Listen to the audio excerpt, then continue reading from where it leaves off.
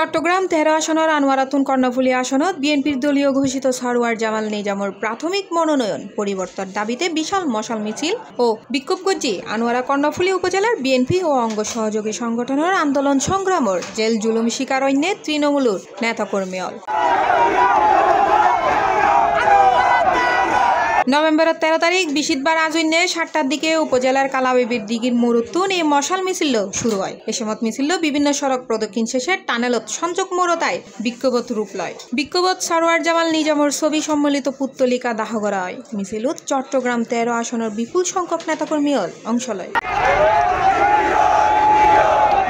বিক্ষুব্ধ তৃণমূল নেতাকর্মীদের দাবি দীর্ঘ ১৭ বছর দলত দুঃসময়ে আন্দোলন সংগ্রাম ও স্বৈরাচার আওয়ামী লীগের জেল জুলুমের শিকার নেতাকর্মীদের ফাঁসেন ওয়াসিল সাবেক সংসদ সদস্য সরওয়ার জামাল নিজাম সুসময়ায় তারে মনোনয়ন দেওয়ানে হতবাক ও ক্ষুব্ধ হয়ে আনোয়ারা কর্ণফুলী তৃণমূল নেতাকর্মী ও জনসাধারণ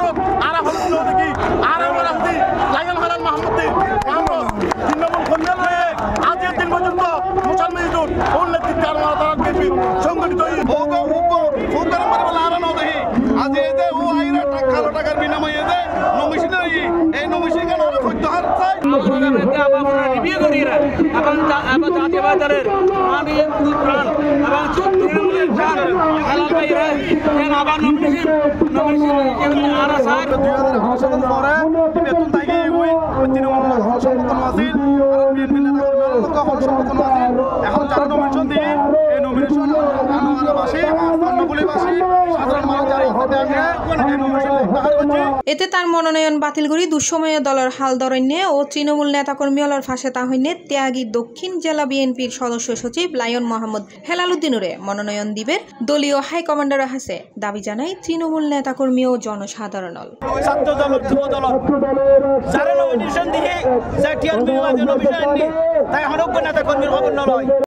সরওয়ার জামাল নিজামকে এই আনোয়ারা থেকে যখন নমিনেশন দিয়েছে তখন তিনি কোনো কেন্দ্রে কোনো এজেন্ট দেয় নাই, কাউকে যোগাযোগ করে নাই, বরঞ্চ তিনি নির্বাচনের আগে এই কর্ণফুলী সেতু পার হয়ে তিনি চলে গিয়েছে। বিগত আন্দোলন সংগ্রামত লায়ন হেলাল ভাই হাজার হাজার কর্মী নিয়ে রাজপথ সক্রিয়ভাবে অনেক সহযোগিতা গ্রেপ্তার হয়েছিল।